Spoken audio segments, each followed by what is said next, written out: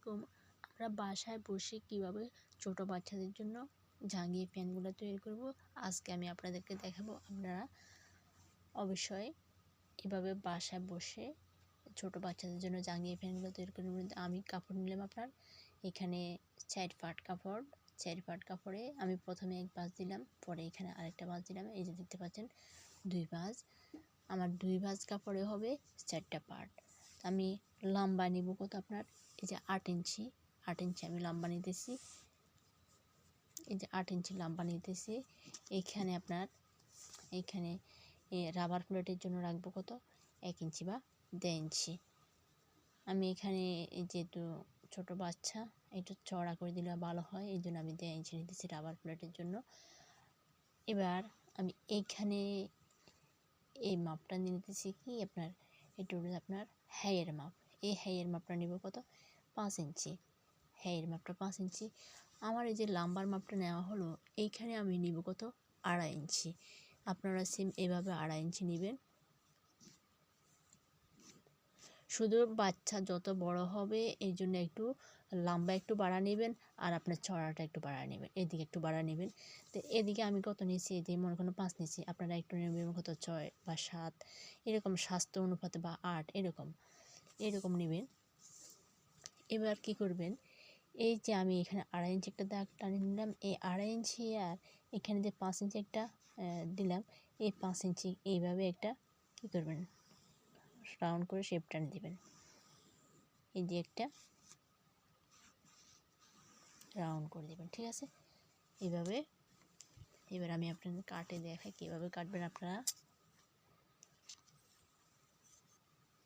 এই দাগ বরাবর আমি কাটতেছি, দেখেন।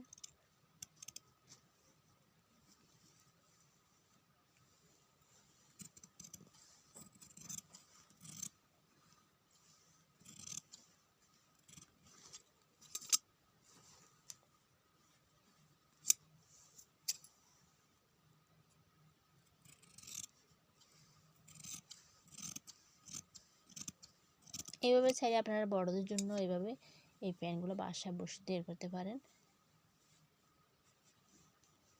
বড়রা যারা কেনার টাকা নেই, সামর্থ্য নেই, ওইরকম আপনারা বাসায় বসে ওইরকম এই প্যান্টগুলো তৈরি করতে পারেন।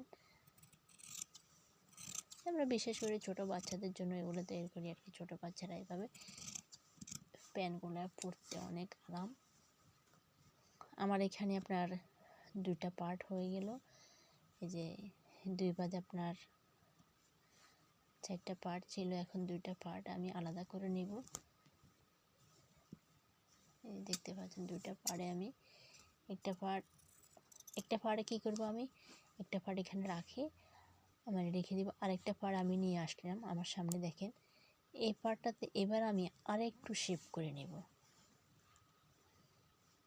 এই শেপ করার কারণ হলো এটা হলো সামনের পার্ট আর ওটা হলো পিছনের পার্ট, তো এই জন্য এটাতে আরেকটু শেপ করে নিতেছি। এই যে আরেকটু আমি শেপ করে নিতেছি।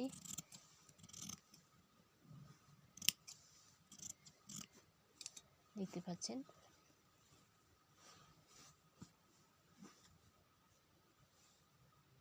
এই সামনের পার্টটা একটু শেপ দেওয়ার কারণে সুন্দর দেখা যাচ্ছে না, দেখেন। এবার এখান থেকে প্রথমে সেলাই করবেন কিভাবে, আপনার এখান থেকে এখানে সেলাই করবেন, আবার এখান থেকে এখানে সেলাই করবেন। এরপর আপনার রাবার প্লেটটা সেলাই করে এখানে আপনার রাবার লাগানো হবে আর কি।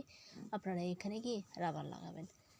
এরপরে যাই এখানে যে বাকি থাকবে আর কি, এটা হ্যাঁ, এখানে যে বাকি থাকবে থাকার পরে এটা এখানে এভাবে সেলাই করবেন। এটা এখানে সেলাই করবেন। সেলাই করার পরে এই চিকন করে আপনার এইভাবে চিকন করে এইভাবে এগুলো সব এই 2টা পার্ট এইভাবে চিকন করে আপনার সেলাই করে নেবেন। দেখবেন আমি আপনাদেরকে সেলাইটা দেখাবো, এখন কাটা যেভাবে দেখাচ্ছি আপনারা ঠিক এইভাবে বাসায় বসে ছোটো বাচ্চাদের জন্য জাঙ্গিয়া প্যান্টগুলো কাটতে পারবেন।